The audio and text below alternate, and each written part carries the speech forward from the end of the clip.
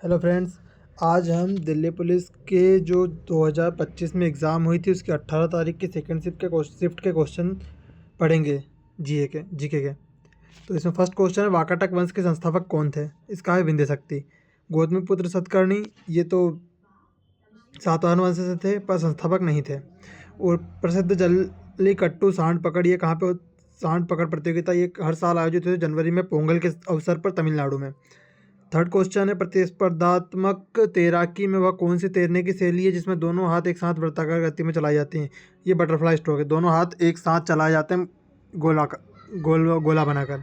विंध्याचल पर्वतमाला देश के किन दो क्षेत्रों को विभाजित करती है? उत्तर और दक्षिण में करती है। अग्नि मिसाइल कार्यक्रम के दौरान योगदान हेतु अग्निपुत्री के नाम से किसे जाना जाता है? डॉक्टर टेसी थॉमस को। ये नया क्वेश्चन है, ये आपको कई बुक में नहीं मिलेगा।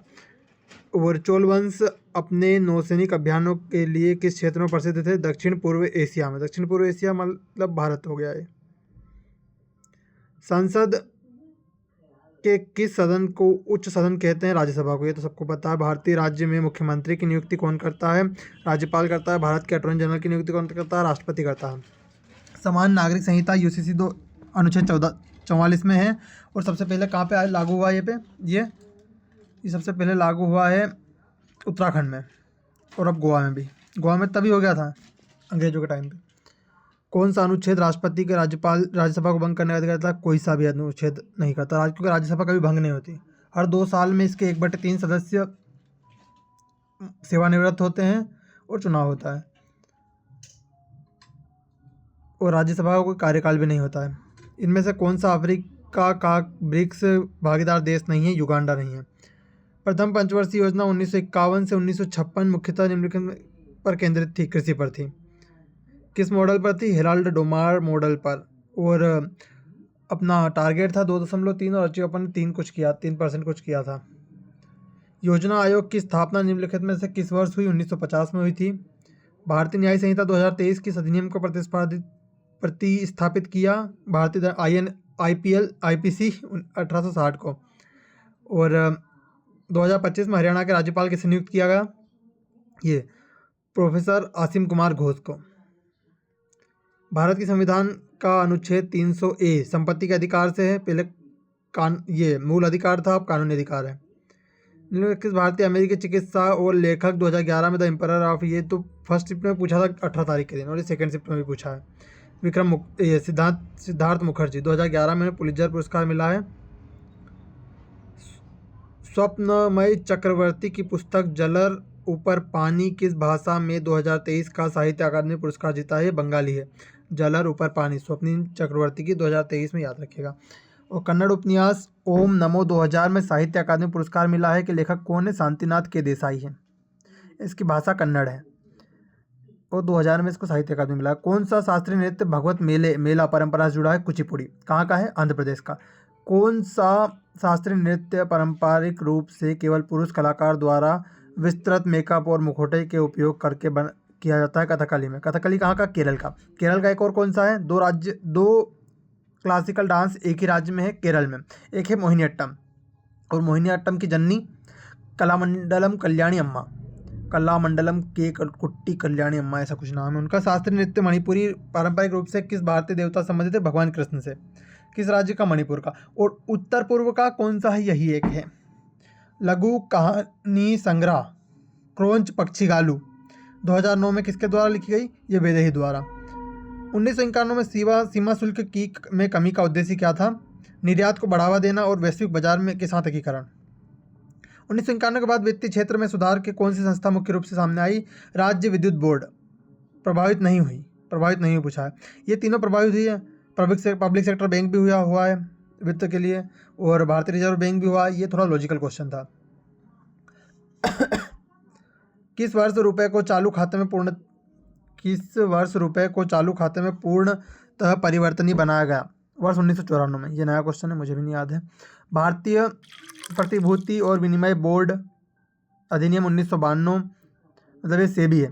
पूंजी बाजार को मजबूत किया, स्टॉक एक्सचेंज को विनियमित करने के लिए वैधानिक संस्था। और कब से काम चालू कर दिया इसने? 1988 में। एक्ट 1992 में आया था। प्रथम पंचवर्षीय योजना 1951 से 56 का मुख्य उद्देश्य निम्नलिखित में से कौन सा था? कृषि विकास और सिंचाई परियोजनाएं। भारत की दूसरी पंचवर्षीय योजना औद्योगिकरण नीति महालनोबिस मॉडल पर थी। और ट्रिपल एक्सल शब्द किस खेल से संबंधित है? ट्रिपल एक्सल संबंधित है फिगर स्केटिंग से। शब्द पक ड्रॉप से जुड़ा है आइस हॉकी से। पक ड्रॉप किससे जुड़ा है? आइस हॉकी से। और अर्थशास्त्र में लाफर वक्र क्या दर्शाता है? एक इष्टतम कर दर मौजूद है जो राजस्व को अधिकतम करती है। शब्द ईगल का तात्पर्य किस खेल से है? गोल्फ से। गोल्फ में स्कोरिंग को ईगल कहते हैं। नगद आरक्षित अनुपात में कमी होने पर क्या होता है? बैंकों में के उधार योग्य संस्थान में वृद्धि होती है। जो CRR जो अगर कम हो जाता है किसी बैंक में, CRR का रेशियो कम हो जाता है किसी बैंक में, कैश रिजर्व रेशियो, तो उसके बैंकों के उधार योग्य संसाधनों में वृद्धि होती है। निम्नलिखित में से कौन सा सार्वजनिक वस्तु का उदाहरण है? सार्वजनिक वस्तु कौन कौन सी है? पुलिस सेवाएं। क्या हम पब्लिक परिवहन, ये क्यों नहीं है? पता नहीं, क्योंकि हर आदमी उसको यूज़ नहीं करता। बिजली भी यूज़ करते हैं। पुलिस सेवाएं क्यों है? क्योंकि बिजली हम निजी रूप से यूज़ करते हैं। प्राइवेट पार्क तो प्राइवेट हो गया, और सार्वजनिक वाहन तो मतलब अगर किसी को यूज़ करना है तो करें। पर पुलिस सेवाओं के लिए हर किसी को जाना पड़ेगा। कोई अपनी खुद की पुलिस सेवाएं नहीं रख सकता, कोई चाहे कितना भी अमीर हो। ऐतिहासिक रूप से भारत को सबसे ज़्यादा ओलंपिक पदक किस खेल में मिले हैं? फील्ड हॉकी में।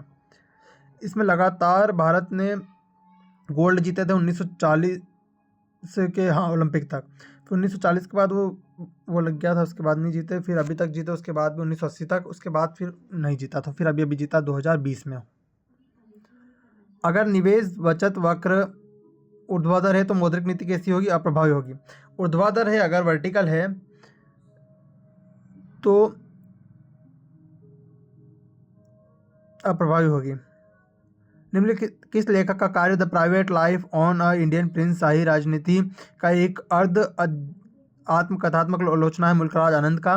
कौन सा भारतीय किशोर 2025 में विश्व चैंपियन 10 मीटर एयर पिस्टल में व्यक्तिगत शूटिंग खिताब जीतने वाला तीसरा भारतीय बना? सम्राट राणा। ये करंट है। 1994 बैच के किस IPS अधिकारी को अगस्त 2025 में डिजिटल इंडिया कॉर्पोरेशन के तहत CEO नियुक्त किया? अखिल कुमार को। ये 1994 बैच से हैं। 2024 के लोकसभा चुनाव के दौरान भारत के मुख्य चुनाव आयुक्त कौन थे? राजीव कुमार थे। और न्यूजीलैंड के वह प्रधानमंत्री कौन है जिनका मार्च 2025 में भारत यात्रा FTA प्रक्रिया में तेजी लाने की में मदद मिली? Christopher Luxon. ये न्यूजीलैंड के PM थे 2025 में। अब और कोई है?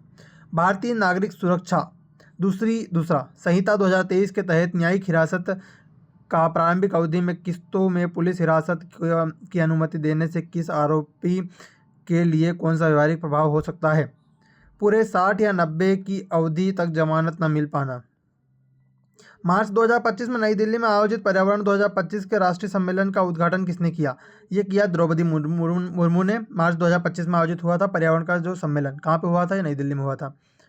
फरवरी 2025 में PM किसान सम्मान निधि की 19वीं किस्त किस स्थान से जारी की गई? भागलपुर, बिहार से भाई साहब, क्योंकि तब वहाँ पे चुनाव का प्रचार वगैरह चल रहा था।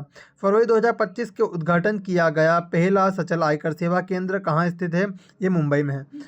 और 2025 में किस संस्था ने राष्ट्रीय लोक अदालतों व आयोजनों हेतु कैलेंडर जारी किया? ये नालसा ने किया है, राष्ट्रीय विधिक सेवा प्राधिकरण ने। नालसा की स्थापना भी पढ़ के चले जाना। राष्ट्रीय युवा संसद आयोजन NYPS 2.0 का अंतर्गत स्नातक और स्नातकोत्तर छात्रों का संस्थागत भागीदारी के लिए किस उपश्रेणी को वर्गीकृत किया गया? यह तरुण सभा। 2025 तक इंस्पायर स्कीम को लागू करने के लिए कौन सा मंत्रालय विभाग जिम्मेदार है? Department of science and technology. Inspire scheme को department of science and technology 2025 में। और ये दिल्ली पुलिस में मल्टीपल टाइम पूछा गया है। और दोस्तों एक मैं आपको सजेशन देना चाहता हूँ कि जैसे कि देखा जा रहा है अभी तक आपने 2 शिफ्ट के कवर किए और मैंने थोड़ा बहुत और भी पढ़ा है, तो फरवरी से ज़्यादा इसमें पूछे गए हैं क्वेश्चंस। तो हमें जनवरी तो इसमें पूछा नहीं गया है, पर हम जनवरी भी थोड़ा बहुत देख लें, ज़्यादा डीप में नहीं। फरवरी, मार्च, अप्रैल, फरवरी भी शायद पूछा जाए अब MTS के लिए, पर मार्च, अप्रैल, मई, इन 3 महीनों को, और फरवरी को भी देख लो। इन तीनों के जो करंट के मुद्दे हैं उनको ज़्यादा ध्यान में रखना। अभी का करंट पूछा नहीं जाएगा, लेटेस्ट जो अभी है दिसंबर, नवंबर, इनका भले ही मत पढ़ना, पर वो जो है फरवरी, मार्च, अप्रैल, मई, जून, इनको ढंग से पढ़ लेना, क्योंकि इनसे तुम्हारे MTS में सवाल बनने की पूरे चांसेस हैं। तो थैंक यू।